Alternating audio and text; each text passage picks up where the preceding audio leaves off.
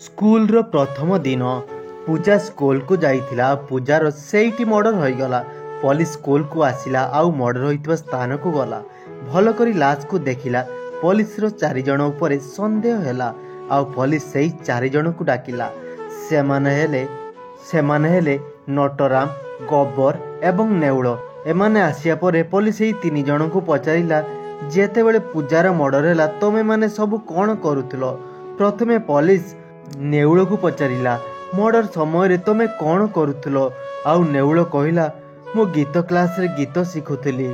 ତାପରେ ପୋଲିସ ନଟରାମକୁ ପଚାରିଲା ଆଉ ନଟରାମ କହିଲା, ମୁଁ ମର୍ଡର ସମୟରେ ପଡ଼ିଆରେ ଖେଳୁଥିଲି। ତାପରେ ପୋଲିସ ଗବ୍ବରକୁ ପଚାରିଲା ଆଉ ଗବ୍ବର କହିଲା, ପୂଜାର ମର୍ଡର ସମୟରେ ମୁଁ ସାଇନ୍ସର ପରୀକ୍ଷା ଦେଉଥିଲି।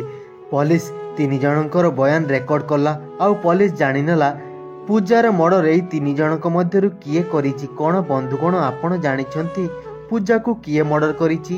ଯଦି ଜାଣିଛନ୍ତି କମେଣ୍ଟ କରି ନିଶ୍ଚୟ କୁହନ୍ତୁ।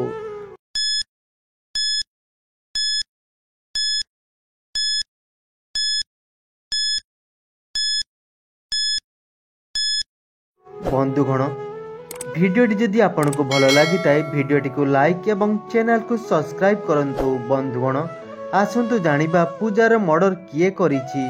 ବନ୍ଧୁଗଣ, ପୂଜାର ମର୍ଡର ଆଉ କେହି ନୁହେଁ, ଗବ୍ବର କରିଛି। କାରଣ ଗବ୍ବର କହିଲା, ମୁଁ ସାଇନ୍ସର ପରୀକ୍ଷା ଦେଉଥିଲି। ଆଜି ତ ହେଉଛି ସ୍କୁଲର ପ୍ରଥମ ଦିନ। ପ୍ରଥମ ଦିନରେ କ'ଣ ସ୍କୁଲର ଏକ୍ଜାମ ହେବ?